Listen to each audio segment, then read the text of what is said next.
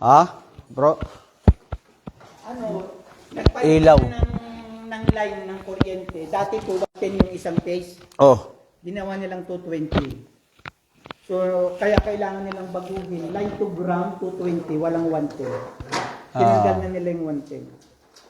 Kasi yan daw po ang batas ng industrial place sa Bakit? Para Saudi Arabia.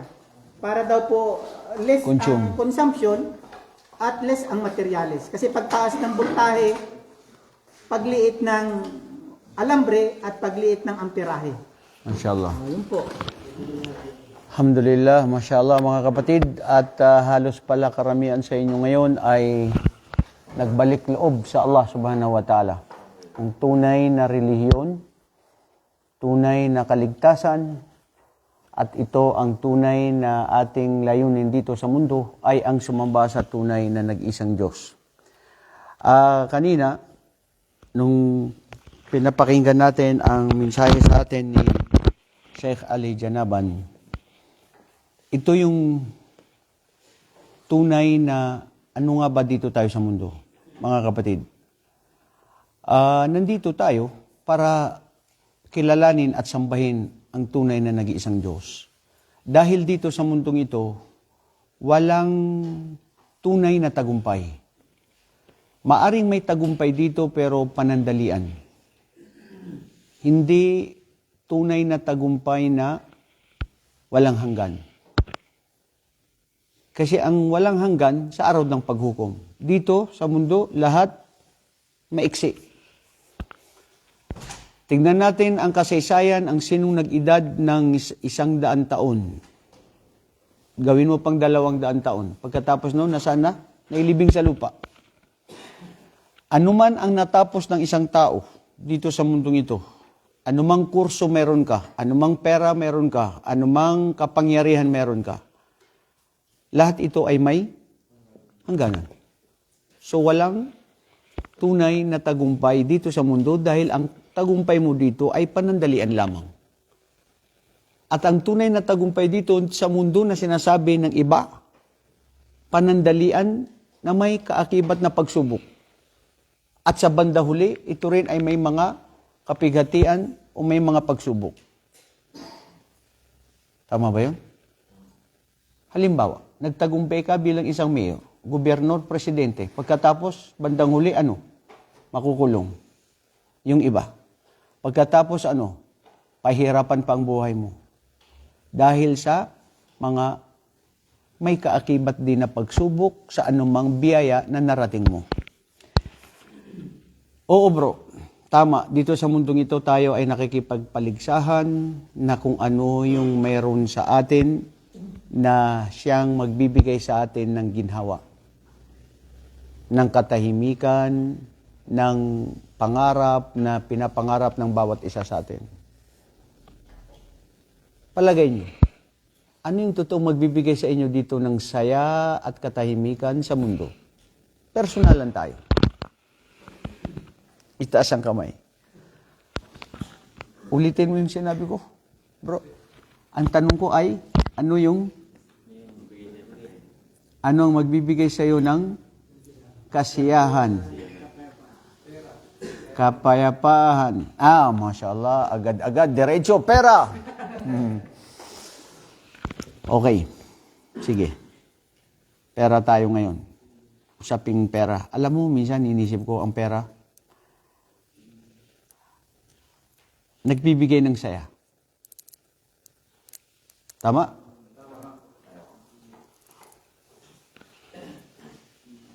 Pero bakit may mga nagsasabi na hindi ang pera ang magbibigay sa iyo ng saya? Hindi daw nabibili ang saya ng pera.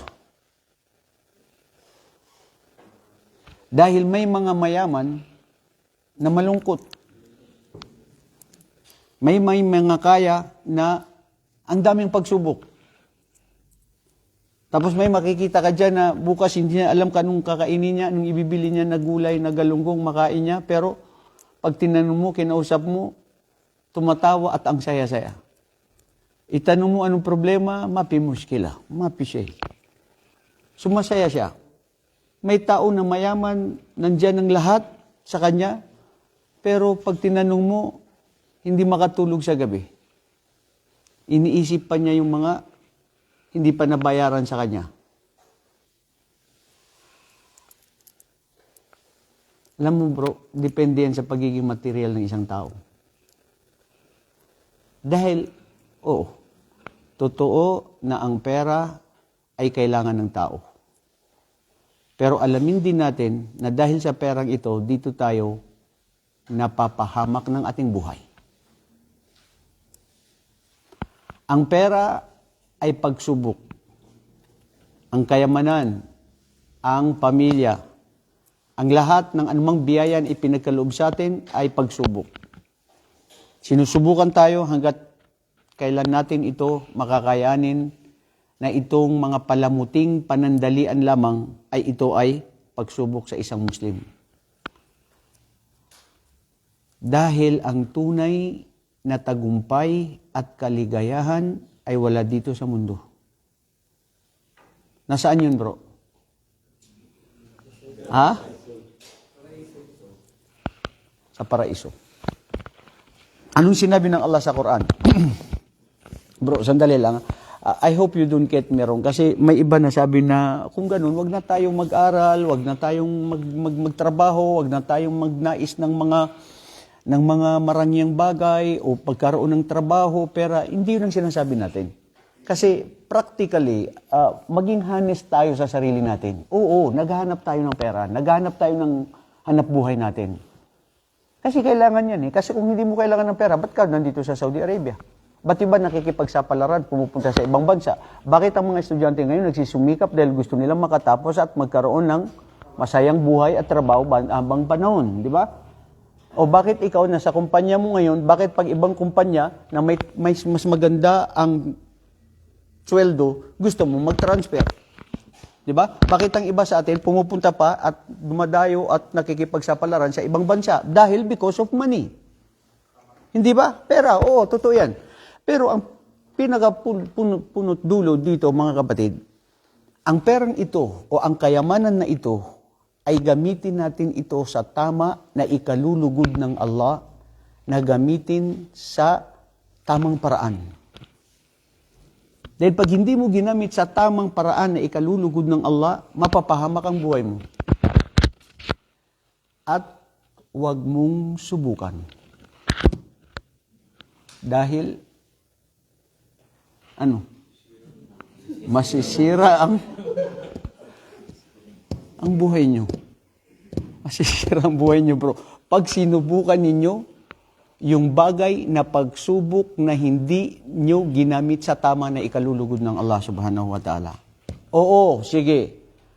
Magtrabaho tayo, maghangad tayo ng malaking sweldo, mag-transfer, lahat.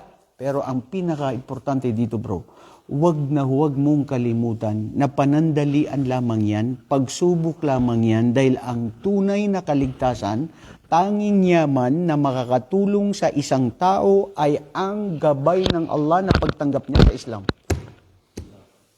Yun ang totoo. Lahat ng anong meron tayo, lilisanin yan, mamamatay.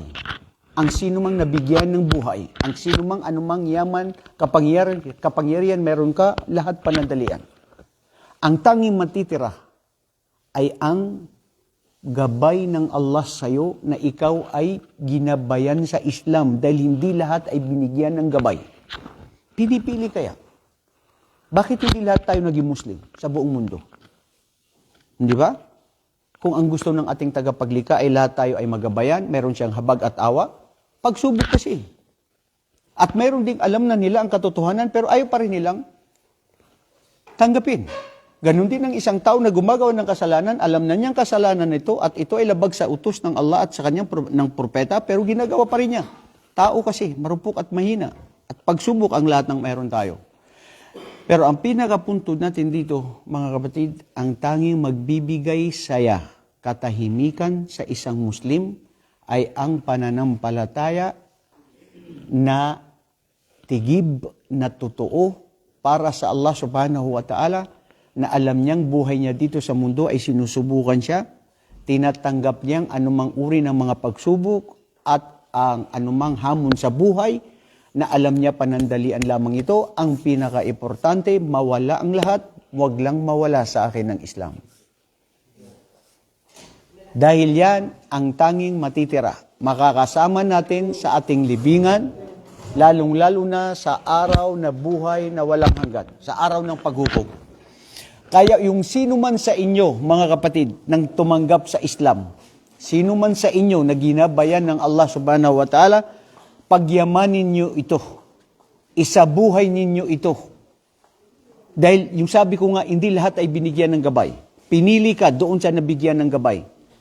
Because if you want to know and to consider what is the best and greatest blessings that Allah has bestowed on us as a human being, of course, this is the gift of Islam. That Allah guided you into Islam. Apatnubay ng Allah subhanahu wa ta'ala sa Islam. Innaka la tahdi man ahbabta walakin Allah yahdi man yasha. Ya Muhammad, hindi mo magagabayan ang sino mang naisin mo, ngunit ang magbibigay tunay ng gabay ay ang iyong tagapaglikha, ang Allah subhanahu wa ta'ala. So, ibig sabihin, mga kapatid, ang gabay, hindi mula sa magulang, hindi mula sa kaibigan, hindi mula sa propeta, mula ito sa ating tagapaglikha. Nangangahulugan na kung ikaw ay nagabayan sa Islam, ibig sabihin, pangitain na ikaw ay mahal ng Allah at pinili niya na binigyan ng gabay dahil ito ang tunay na kaligtasan. At ito ang totoo. Tunay na kaligtasan, tunay na yaman mo, makakatulong mo, kasama mo, sa libingan mo, at lalong-lalo na sa araw ng paghukom. Tingnan niyo mga kapatid ang tunay na kaligtasan. Lahat na yung tunay na kaligtasan o tunay na yaman. Ano nga ba ang sinabi ng Allah subhanahu wa ta'ala sa banal na Quran? Ba'da'udhu billahi minasyaitanir rajim. Kullu nafsin dha'ikatul maut wa innama tuwaffawna ujurakum yawmal qiyamah. Faman zuhziha 'anil nar wa udkhilal jannata faqad faz. Wa mal hayatud dunya illa mata'ul ghurur. Subhanallah, Masya Allah, itong aya na ito. Lahat ng nabigyan ng buhay ay makakatikim ng kamatayan. Mamamatay lahat. Paniniwala yan ng tao. Maging anong relihiyon ka, alam mo mamamatay tayo. Lilistanin natin ang mundo ito. Anong sinabi dito ng Allah? Pagkatapos na dahil ang bawat isa ay mababawian ng buhay, sa itinakdang oras na ikaw ay mababawian ng buhay, ayon sa kaalaman ng Allah, hindi bawat alam ng bawat isa sa atin, kailan ito magaganap, kailan ka mababawian ng buhay, isinunod niya dito, na ang bawat isa, anuman ang natapos mo, anuman ang nagawa mo, ang siyang mapapala mo na makikita mo, na matutunghayan mo sa araw ng paghukom. Masama o mabuti. Dito sa mundong ito, dito natin gagawin ang daan patungo sa paraiso, ang daan patungo sa impyerno. Hindi magaganap, hindi mangyayari anong huling buhay hanggat hindi ka dumaan dito sa mundong ito. Dahil ang mundong ito yung pangatlong buhay na kung saan ay dito muna tayo susubukan ng Allah ng pansamantala. Dahil may buhay na walang hanggan at ito ang buhay sa araw ng paghukom. Actually, this is the second stage of our life because the first stage of our life is that when you are given life during the time when you are still a child in the womb of your mother. Sa nanay natin, may buhay na tayo doon. Hindi natin alam papaano ang buhay doon, ang Allah nakakaalam. Pero pangalawang buhay ay ang buhay natin dito sa mundo, na panandalian, na pagsubok, na puno ito ng pagsubok. Ngunit dito titignan ng Allah subhanahu wa ta'ala kung sino sa atin yung tunay na matutuo sa kanyang pananampalataya. Pangatlong buhay, mga kapatid, ang buhay sa libingan. Ang buhay sa libingan meron. Hindi mo pwedeng sabihin na pag namatay ang tao, namatay na. Wala na. No. Dahil ang buhay sa libingan ay kung saan doon sa iyong libingan, paniniwala at paninindigan nito ng isang Muslim, mga kapatid, lalo na kayo ng mga bago sa Islam, tanggalin nyo na sa inyo kung ano yung mga paniniwala ninyo, kung ano yung kayo dati ay mga Kristiyano. Dati nung kayo mga Kristiyano, pag kayo ay namatay, ano ba ang paniniwala pag ang tao ay namatay na? Bilang isang Kristiyano. Hindi, gusto ko sumagot ang isa. Huwag marami. Ano ang paniniwala ng isang Kristiyano pag siya ay namatay?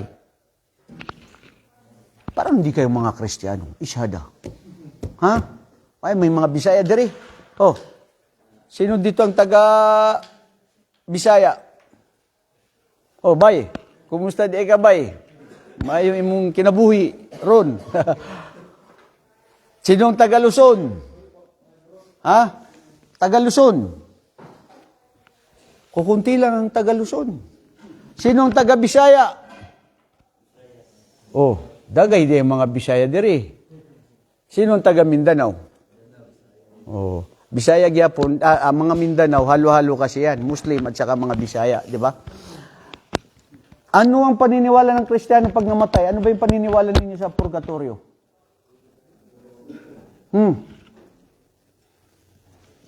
Ha? Sige bro, ikaw. Pag ang purgatorio, anong paniniwala doon? Ano, makakatulog? Anong paniniwala sa purgatorio? Sige. Ha?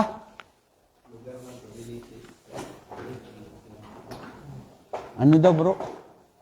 Paglilitis? Sa libingan? May paglilitis? Yun ba paniniwala ng mga Kristiyano? Tama? Baka iba yung sa inyong mga Bisaya. Sa inyo, ganun lang yun. Sa kanila din, iba rin. Ha? Ano, darating dun si San Pedro? Bro?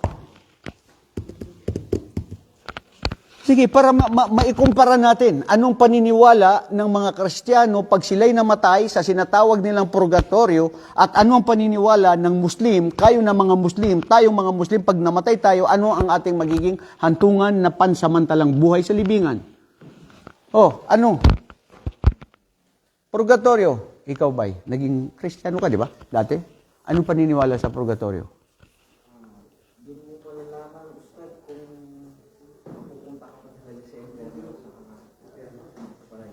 Para ay magiging pangalawang pagkakataon mo bubuluhin yung mga nagawang pagkakataon. Doon mo malalaman. Para ay magiging basehan din sa impyerno talaga sa... Siguro hindi nyo alam ang buhay nyo sa purgatorio. Bro, alam mo ang buhay? Sige. Pagkakaalam. Sige, sino nagturo sa iyo? Ang pare ninyo? Sige, anong pa...